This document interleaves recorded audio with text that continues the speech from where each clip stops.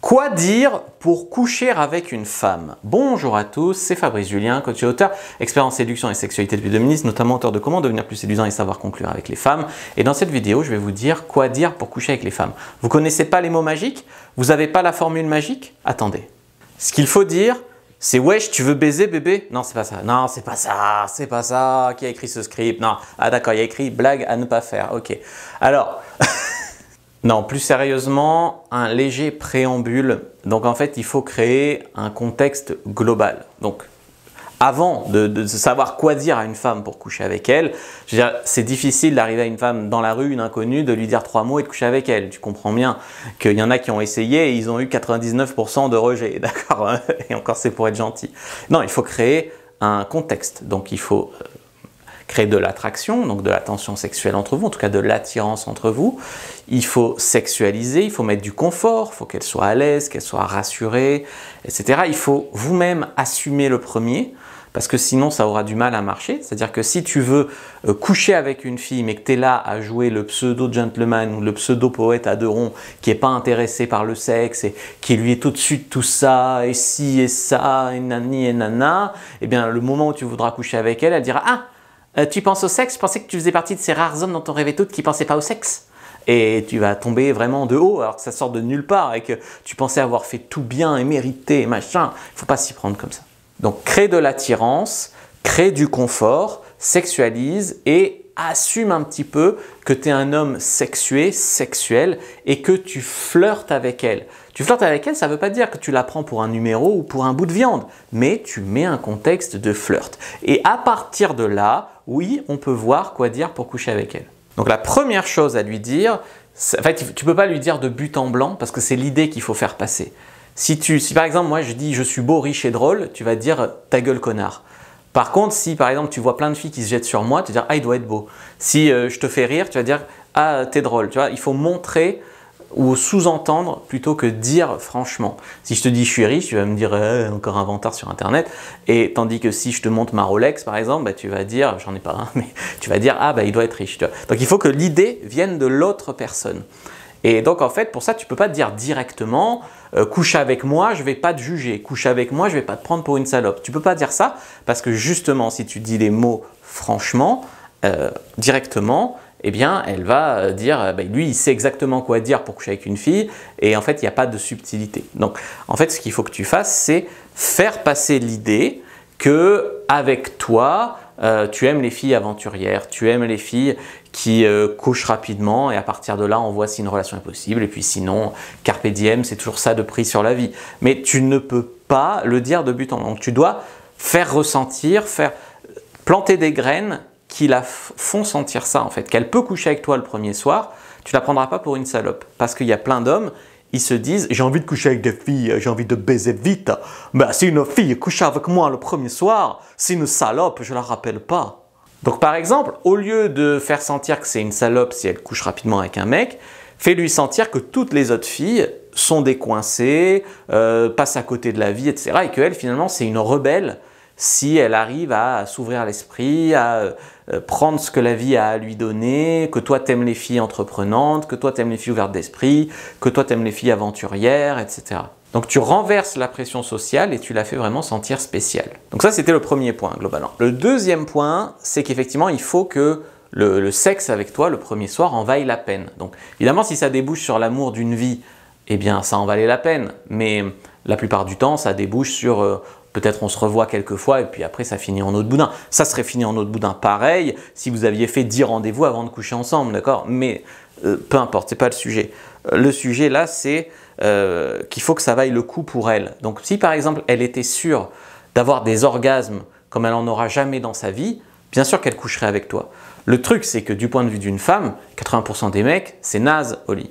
C'est naze, ils savent pas faire un cuni, ils savent pas doigter, ils tiennent maximum 10 minutes, voilà, après ils éjaculent et ils disent ah, c'était bon bébé, voilà, donc c'est... Voilà, c'est-à-dire qu'il y a des femmes qui vont te dire le sexe pour le sexe ça sert à rien, j'aime pas les plans cul, le sexe sans sentiment n'a aucun intérêt. C'est toutes les femmes qui sont jamais tombées sur un mec qui baisse bien, Parce que bien sûr que le sexe pour le sexe peut avoir un intérêt. C'est là où tu peux te lâcher, c'est là où même si voilà, elle peut faire des pratiques extrêmes, même si elle a décidé de ne pas revoir le mec, ça n'a aucune conséquence sociale sur elle, etc. Donc bien sûr que le sexe pour le sexe a un intérêt, mais il y a beaucoup de gens qui passent à côté de ça parce que la plupart des mecs, c'est des brancolis, c'est tout. Donc il faut qu'elle comprenne qu'avec toi, elle va vivre des orgasmes. Et donc ça, tu ne peux pas le dire. Les mecs, ils arrivent, ils disent « J'ai une grosse bite, tu vas jouir bien fort, je vais te défoncer ». Eh ben non, ça marche pas, évidemment. Donc en fait, ce que tu dois comprendre, là encore, c'est par exemple, pour moi le plus important, c'est l'orgasme des femmes, qu'elles jouissent sa première, qu'elles jouissent plusieurs fois. D'habitude, les filles me rappellent, elles en redemandent. J'adore faire des cunis jusqu'à l'orgasme, etc. Des choses qui communiquent, des choses rares et des choses que tu peux lui donner. Globalement, il faut que tu lui proposes de vivre ses fantasmes. Moi, par exemple, sur Adopte un mec, je drague des filles et de temps en temps, il y en a qui me parlent de leurs fantasmes. Il y en a qui me disent qu'elles sont par exemple déjà allées chez des mecs où en fait elles n'avaient jamais vu le mec, elles viennent chez lui dans le noir, elles rentrent, elles baisent, elles repartent. Il y en a 2 au moins qui m'ont raconté ce fantasme-là. Il y en a d'autres qui viendront parce que tu as une copine pour faire un plan à 3 à 2 filles ou parce que tu as un pote pour faire un plan à 3 à 2 mecs. Il y a des filles aussi qui ont juste envie de vivre leur fantasme. Mais leur fantasme, ça peut être des pratiques, comme j'ai dit, un peu extrêmes, mais ça peut être aussi simplement qu'un mec, enfin, prenne le temps de lui faire un cuni, même 1 heure s'il faut, pour qu'elle jouisse comme ça. Tu vois, le meilleur cuni de sa vie, ça peut être un de ses fantasmes. Mais il faut qu'elle le vive. Parce qu'il y a des femmes comme ça qui ont 25 ans, par exemple, qui sont au top de leur jeunesse, au top de leur beauté, elles ont l'impression qu'elles peuvent avoir tous les mecs de la Terre, et ce qui est possiblement vrai à un instant T, mais tu reviens 10 ans plus tard, ou 20 ans plus tard, eh bien, comme elles ont tellement de possibilités qu'elles n'ont rien fait, qu'elles ont été super exigeantes, qu'elles sont plantées en se mettant avec des connards au lieu des mecs bien, etc., eh bien, tu reviens 20 ans plus tard, elles sont là en mode « j'ai rien vécu sexuellement, je suis trop déçu hein », après elles sont pressées de vivre des choses. Donc oui, il faut vivre idéalement quand tu es jeune, tes fantasmes. Après, c'est pas trop tard, quoi. Donc ça, c'était la 2e phase, hein, bien jouir. La 3e phase, faut créer l'endroit opportun. Donc par exemple, tu peux l'inviter que tous les 2 chez toi, par exemple. Pourquoi? Bien parce que, par exemple, une fille peut aller chez quelqu'un sans savoir ce qui se passe. C'est-à-dire, ça peut être un rendez-vous professionnel. Donc c'est comme ça qu'une fille peut aller chez un mec, coucher avec lui, bien baiser pendant 2 heures, puis repartir, ni vu ni connu. Surtout si c'est un mec de Tinder ou d'Adopte, ni vu ni connu. Personne ne le saura jamais. On l'a juste vu entrer dans un immeuble. Bon, personne ne la regarde, hein, mais idéalement, on l'a juste vu rentrer dans un immeuble. Hein. Personne ne sait ce qui s'est passé. Si elle n'a pas envie de te revoir, elle ne te revoit pas. Si elle a envie de te revoir, elle te revoit. En fait, il faut créer la discrétion, si tu veux. Il y avait le non-jugement en premier, là c'est la logistique, la discrétion. C'est-à-dire que effectivement, plus tu auras de bonne logistique, par exemple si tu as un appart dans une grande ville, tu baiseras plus que s'il faut prendre la voiture 1 heure pour venir chez toi, ça c'est clair. Donc un endroit que tous les 2. Et je vous ai gardé une technique bonus pour la fin, celle-là elle est excessivement bonne. C'est une technique que moi j'ai utilisée quand j'allais voir ma grand-mère à Tours, paix à son âme. Et c'est une technique aussi qu'utilisait un de mes potes qui se faisait passer pour un Canadien qui était en Erasmus à Aix-en-Provence. Il draguait des filles, c'était drôle, il draguait des filles comme ça. Et en fait, il leur disait qu'il fallait qu'ils fassent du couchsurfing chez elles. Et en fait, il était de la région, hein. Il était de Gréasque exactement, à côté d'Aix. Et en fait, il se faisait inviter chez des meufs, comme ça, il dormait chez elles. Et il leur disait, non mais je suis que quelques jours dans la ville, donc s'il doit se passer quelque chose, c'est maintenant, machin. Il couchait avec plein de filles comme ça, en faisant genre qu'il était Erasmus, tu vois, couchsurfing.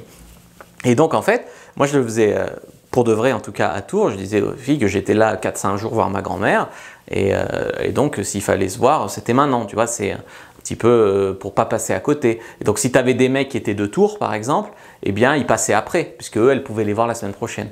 Donc en fait, en mettant de l'urgence comme ça, tu peux aussi coucher beaucoup plus rapidement avec des filles. Bon, désolé pour toutes ces techniques de connard, hein, un petit peu limite, mais globalement, ce sont des techniques qui marchent. Et vous m'avez demandé quoi dire, que faire pour coucher rapidement avec une femme. Donc voilà ce qu'il faut faire. Si vous voulez d'autres techniques et aller plus loin, prenez votre fiche complètement gratuite. C'est une anti-sèche séduction qui vous récapitule tout ce qu'il faut faire pour exciter une fille. Donc prenez-la, premier lien dans la description de la vidéo, lien en commentaire épinglé. Moi je vous dis à bientôt et que le dieu de la séduction soit avec vous les amis.